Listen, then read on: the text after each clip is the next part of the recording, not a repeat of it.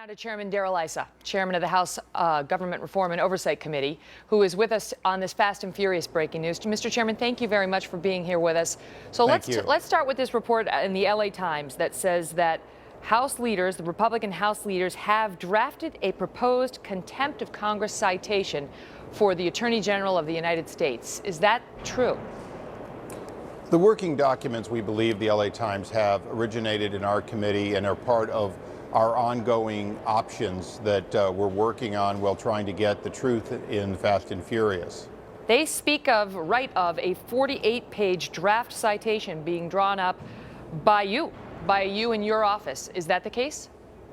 Well, by definition, we've made it very clear repeatedly, including when Attorney General Holder was in front of our committee, that our patience is limited and that although he agreed that he was going to, quote, cooperate, he also caveated it with a whole group of things he wouldn't do. And I think the most notable one is Congress was lied to. The American people were lied to on February 4th of last year. And 10 months later, when they finally admitted that it was an outright lie, we included in a subpoena the legitimate and necessary request. Tell us how that lie came to be and tell us what happened during the intervening 10 months. The Attorney General has flat refused to give us any documentation after February 4th, but on the other matter, he's also refused to give us the kind of information necessary for us to understand who works at Justice Today, particularly here in Washington, who was part of this failed program, part of the decision, made decisions, and wanted this program, and is still working there, and the president should not have confidence by any means in those people. And forgive me for pressing, Mr. Chairman, because we appreciate you coming on and being here. Sure, but I do want to just ask if you're comfortable answering that. If there is a 48-page draft citation of contempt that you or your office have prepared. There is a document. We haven't seen this document, so we can't be sure the same it is. But of course, we have gone through and made the case for the various reasons that we have no choice left unless the justice changes their position and changes it quickly so that we can get legitimate discovery. Let's remember something. 12 Secret Service agents made a terrible lapse in judgment in Cartagena. 9 of them, I believe, today are gone. In many ways, a much worse lapse in judgment that has led to the death of Brian Terry, led to the death of countless Mexicans on the other side of the border, 2,000 weapons that will keep killing for years to come. And these people still have their jobs, and we don't even have their names for sure.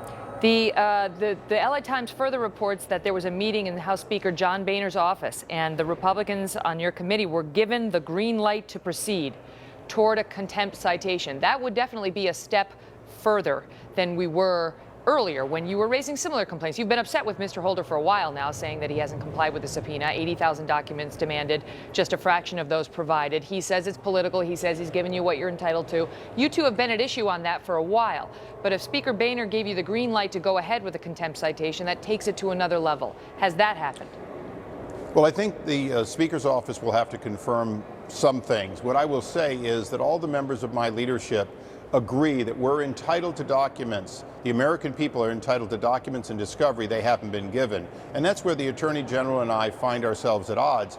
He wants the view that he gives us what he thinks we need.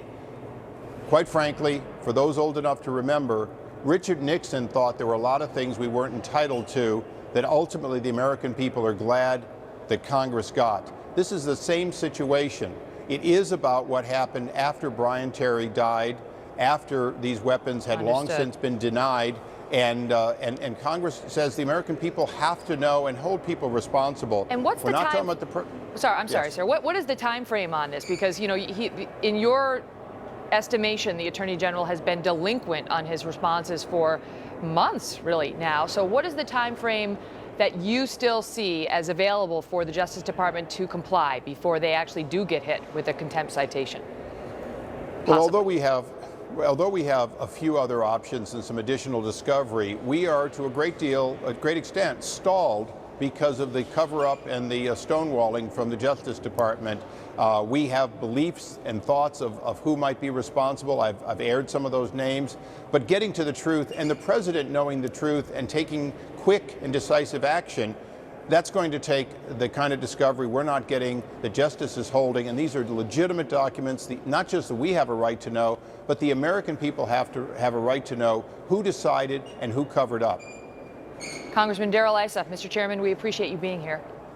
Thank you.